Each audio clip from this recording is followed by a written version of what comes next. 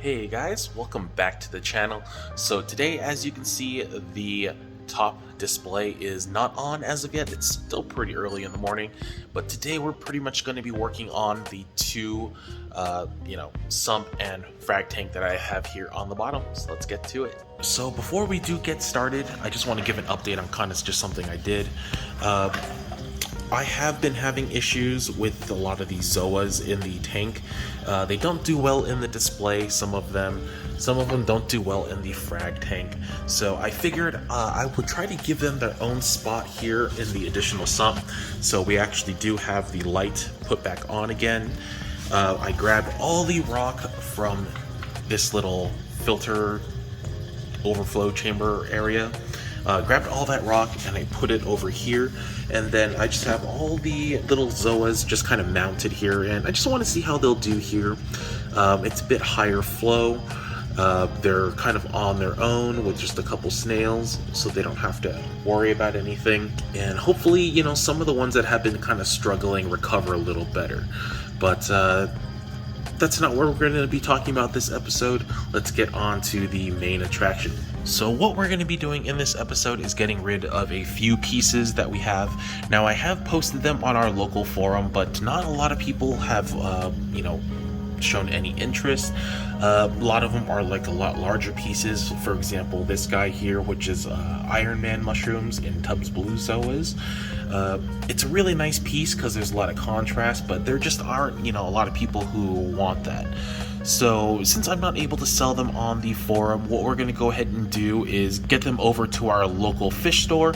They'll give me some store credit for it, and we'll use that money essentially just to purchase new coral, maybe a couple fish. Now there are a few pros and cons to trading coral at the fish store. The pro, obviously, you don't actually have to spend any money. You can get a lot of your coral from trade-ins from, your overgrowth. Some of the cons, though, is of course, they are a business, and you have to understand that they do need to make their own buck to stay alive. So, you're not going to get the exact full value that you're expecting, but to me, that's not much of a trade-off, considering, a lot of it is essentially, like, for example, this guy, a lot of it is just growth, which honestly doesn't cost much money in the long run. So whatever I get, I'm pretty much happy with, as long as I can get something new in return. So some of the pieces that I am going to be getting rid of is, of course, this guy, as I've already mentioned. We will be getting rid of this little octospawn here. It's nice, but it's a wall, which kind of annoys me, and I can't find a real good place for it. So I figure we'll just go ahead and get rid of it.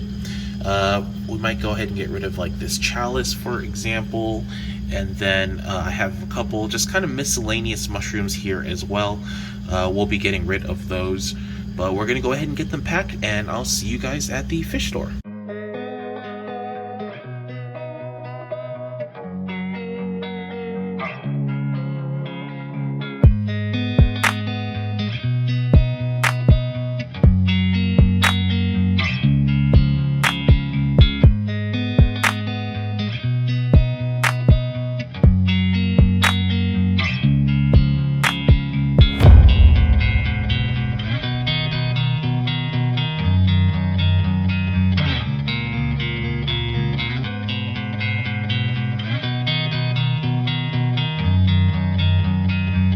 Alright, so we are back at the house. I did get a few things. I didn't get any coral, since I do have a little bit of a dino problem that I would like to figure out first.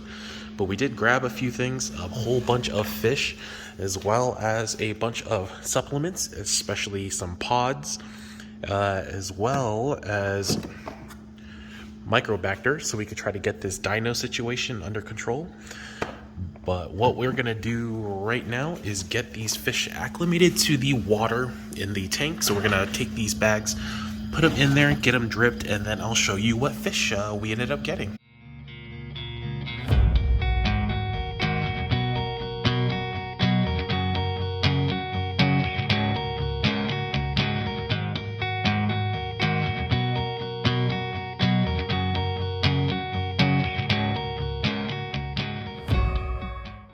So the fish have been acclimating for a little while now. We're gonna go ahead and get them in the tank. So just kind of go over what I got. We have 2 pearly jawfish and a couple of wrasses. And we're not going to quarantine any of these guys. The reason being is that wrasses generally don't do well through quarantine because they also do need sand in order to survive. So we're going to get them in the tank. And then same thing with the jawfish, because they are sand dwellers.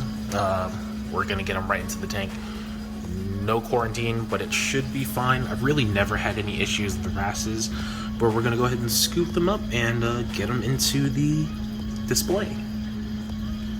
So the first one I was told is a koi wrasse. So it's mostly white, and then there's kind of 2 red dots on the top of the body right there. We're going to go and get them in.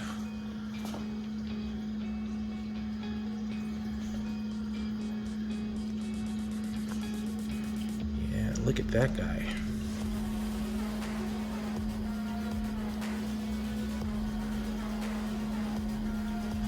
Next are the 2 Lubbock's wrasses, which happen to be together, which is great. Let's see if we can get them all in together.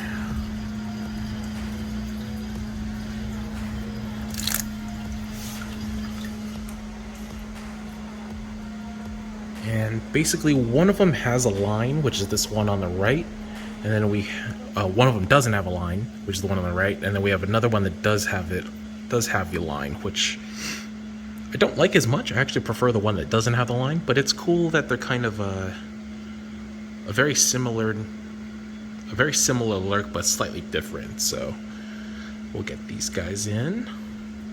Bye-bye.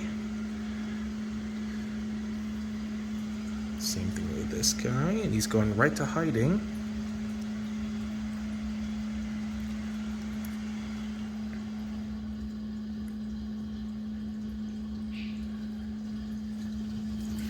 And then lastly are the 2 pearly jawfish, which are actually pretty big.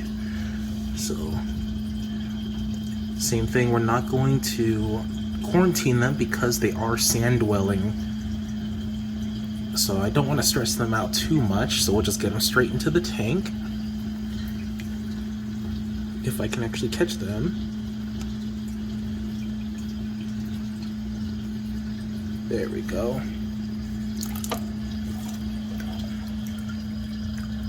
And they're super angry.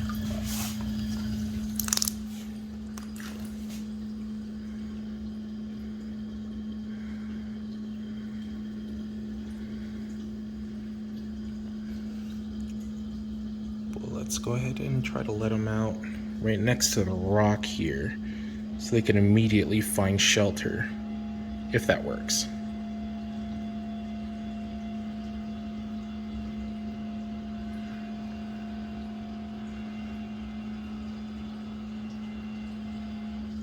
Or just try to jump straight out of the tank. Oh, nope, went right into hiding. Awesome. Same thing with this guy.